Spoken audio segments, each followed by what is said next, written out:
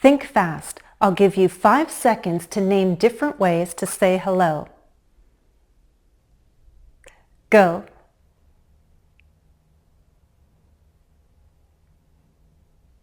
Okay, stop. Here's what I came up with in 5 seconds. Hi, hey, hi there, hello, good morning. We can say hello and good morning to anyone, but once we start using hi and hey, we're becoming less formal. So we should really only use those kinds of greetings when it's appropriate to be casual and friendly, right? Of course, speaking informally goes beyond word choice, and that's what we'll focus on in this lesson on formal and informal intonation. Learn intonation patterns in English with Jennifer.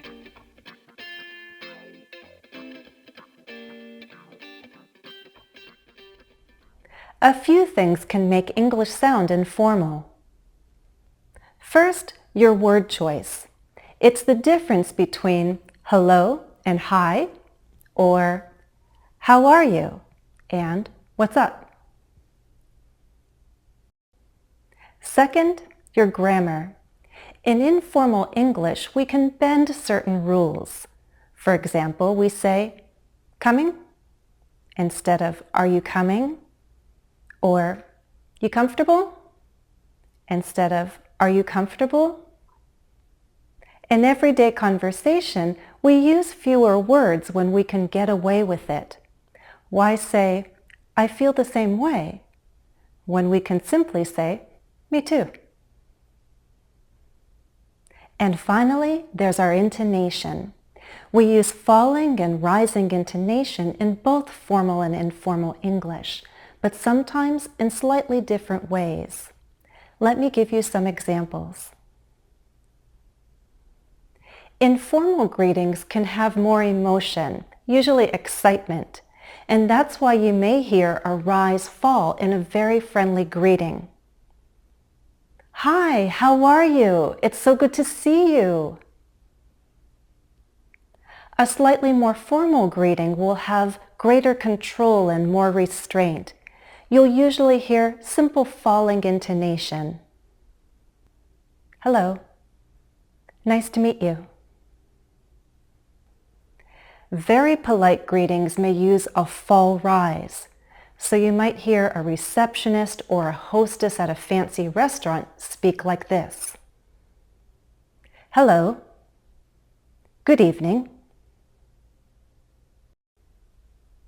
Just as there's some variation in our greetings, there can be some variation in how we ask questions. Normally, we use falling intonation on information questions, questions with WH words. And we use rising intonation on yes-no questions. But here are 2 things to note. Our pitch in general may be higher when we ask questions and we don't want to sound rude. So compare these 2 questions. Could you help me? Could you possibly help me? As mentioned in a previous lesson, we may use a fall rise to sound more polite, even if it's a WH question. For example, where could I find Mr. Taylor? Finally, how we get someone's attention or how we address someone by name is influenced by our relationship. Listen to the following forms of address. What do you think my relationship is with the person? Professor Stevenson? I used rising intonation. I sound uncertain, maybe hesitant. I don't want to impose on my professor. Perhaps I have a request or a question of some sort. Professor Stevenson, are you having office hours today? Jerry? Again, I'm using rising intonation, but it's not at a very high pitch. I use rising intonation like a question. I expect a response, or I hope for a response. It's a first-name basis, so it's not formal. It's rather neutral. I ask a question, I want a response. Jerry, are you free? Hey, Jerry. Again, it's a first-name basis, but this sounds more commanding. It's mostly falling intonation like a statement. I expect a response, and I need one now. Perhaps Jerry and I are equal, or it could also be that I'm a little higher in position compared to Jerry. Hey, Jerry, the meeting's starting. Let's go. Let's try a short dialogue. It will go like this. Hello, would you like a table for two? Actually, we're expecting another couple to join us, so we'll be a party of 4. All right, what is your last name, please? Taylor. Very good. I'll call you when your table is ready. Taylor, party of 4? This way, please. Now I'll be person A and you be person B.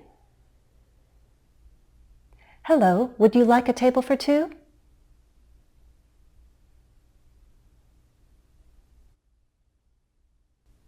All right, what is your last name, please?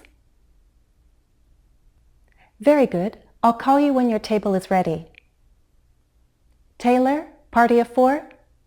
This way, please.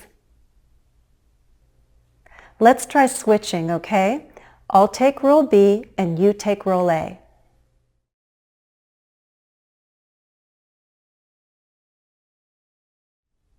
Actually, we're expecting another couple to join us, so we'll be a party of 4.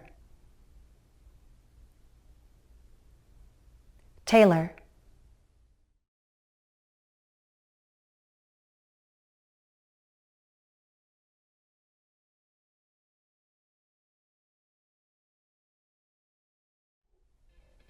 That's all for now. Thanks for watching and happy studies.